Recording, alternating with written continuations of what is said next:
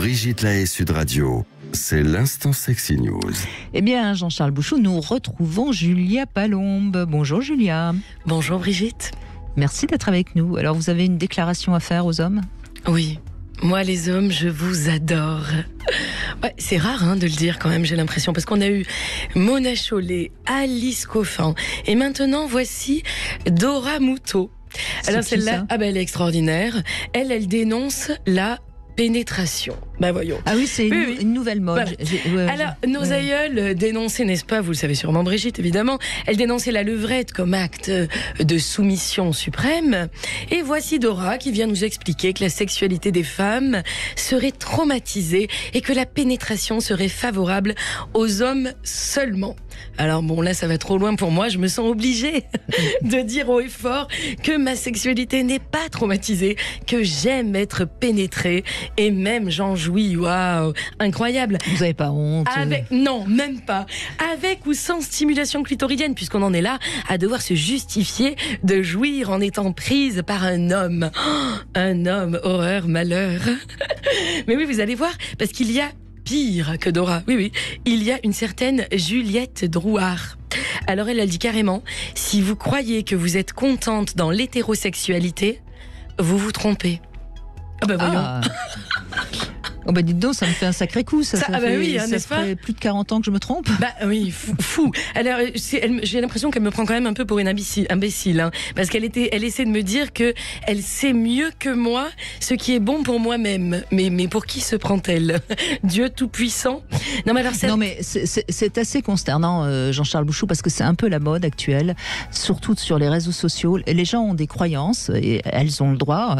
Après tout, pourquoi pas. Sauf que leurs croyances doivent devenir la réalité pour tous. Oui. Et ça, c'est quand même insupportable, cette nouvelle tendance. Moi, quand je reçois des témoignages s'agissant des pervers narcissiques, la personne me dit un pervers narcissique, c'est comme ça. Et elle décrit la personne avec qui elle a été. Et ça peut pas être autre chose. C'est drôle, hein ? Mm-hmm.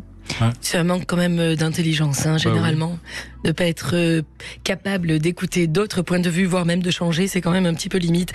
Et puis surtout, cette infantilisation, je la trouve insupportable lorsqu'elle se l'applique à elle-même, mais comme on est en train de dire, à la rigueur, pourquoi pas ?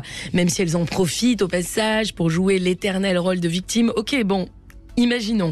Mais lorsqu'elle me l'applique à moi-même, alors là, c'est pas possible. Non. Parce que je peux pas supporter qu'elle l'applique à nous toutes. Moi, je suis une femme, je suis une adulte, je suis responsable, je sais ce qui me plaît. Et puis, surtout, je fais ce qui me plaît, en fait. Voilà. Donc, j'adore les hommes, y compris avec les hommes, je fais ce qui me plaît, je les adore. Je n'ai aucune envie de me lever et de me casser. Donc, si elles veulent le faire, qu'elles le fassent, qu'elles quittent le navire, mais qu'elles ne comptent pas sur moi. Pas en mon nom, non merci. Moi, je couche avec le mal et je me régale. Moi, je couche avec l'ennemi, comme vous dites, et je me régale. Moi, mon urgence féministe, c'est de jouir à égalité. Alors, la négociation nécessaire, comme vous l'affirmez, certaines, moi, je la fais sur l'oreiller. Et devinez quoi ? Je me régale. Alors, vous dites que vous êtes en guerre, mais êtes-vous sérieuse de vous mettre en guerre contre ceux qui constituent notre propre camp ? Celui de l'humanité. C'est quand même un peu bizarre. Alors, elle trouve la situation tendue. Et alors, évidemment, ça les blesse. Je suis navrée pour ces pauvres chéris, mais moi, je trouve la situation tendue et ça me plaît quand c'est tendu. Alors, peut-être il est temps de changer de regard, en tout cas.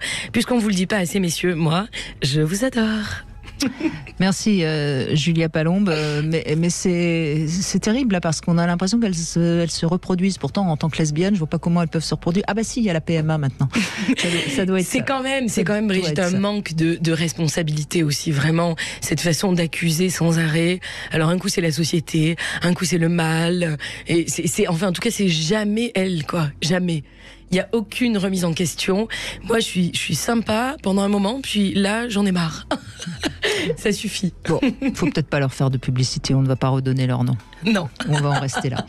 Bon, en tout cas, Julia Palombe, on peut toujours vous voir tous les jeudis soirs au Théâtre de la Divine Comédie, et c'est à 21h, et votre spectacle s'appelle Le Postpartum Show, et bonne nouvelle, bientôt sans masque.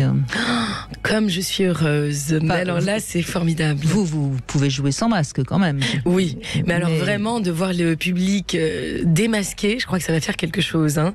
Bon, même si les yeux parlent beaucoup, mais de voir à nouveau les bouches, les lèvres, les rires, ça va faire du bien. Donc c'est à partir du 10 mars, hein, c'est ça? Oui, c'est ça. Là, je prends, comme son nom l'indique, le postpartum show. Je suis donc maman. Je vais un petit peu m'amuser avec mes enfants là pendant les vacances scolaires.